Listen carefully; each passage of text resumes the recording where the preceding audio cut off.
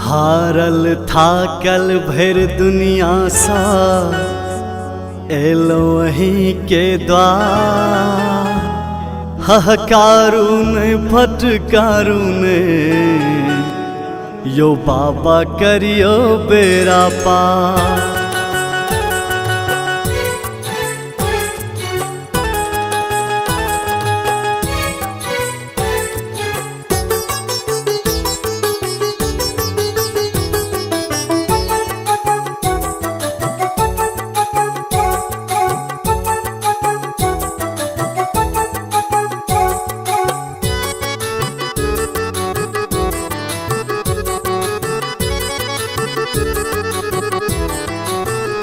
हे यो गौरीपति गंगाधर सुनु, हे यो गौरीपति गंगाधर सुनु।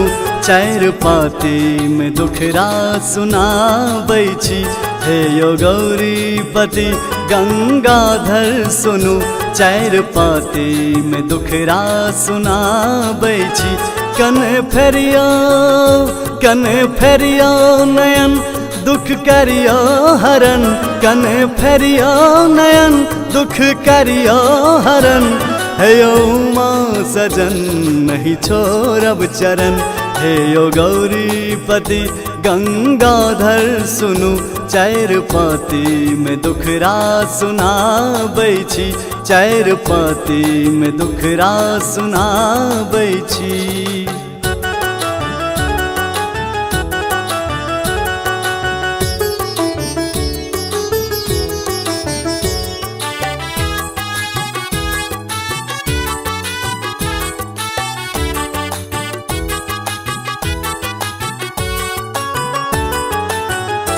आबि मंदिर जे हम सब जोगिया कहे। नाम जापी यहाँ के सब बतहा कहे। आबि मंदिर जे हम सब जोगिया कहे। नाम जापी यहाँ के सब बतहा कहे। नाम जापी यहाँ के सब बतहा कहे। एकटा आशा एक दानी अछि हमरा। एकटा आशा एक दानी अछि हमरा। मुदा अहूँ बहुत अनठाबै छी। हे यो गौरीपति गंगाधर सुनु। चार पाती में दुखरा सुनाबै छी, चार पाती में दुखरा सुनाबै छी।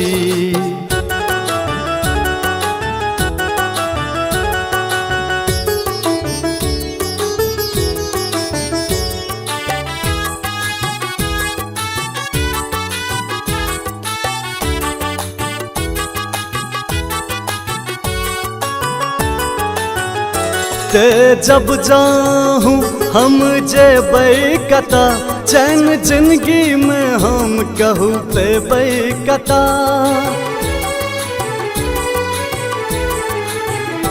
ते जब जाहूँ हम जेबै कता। चैन जिंदगी में हम कहूँ पेबै कता।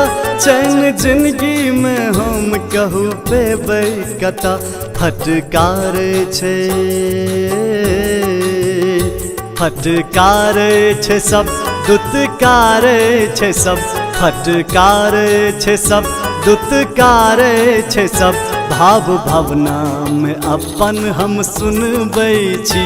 हे यो गौरीपति गंगाधर सुनु। हे यो गौरीपति गंगाधर सुनु।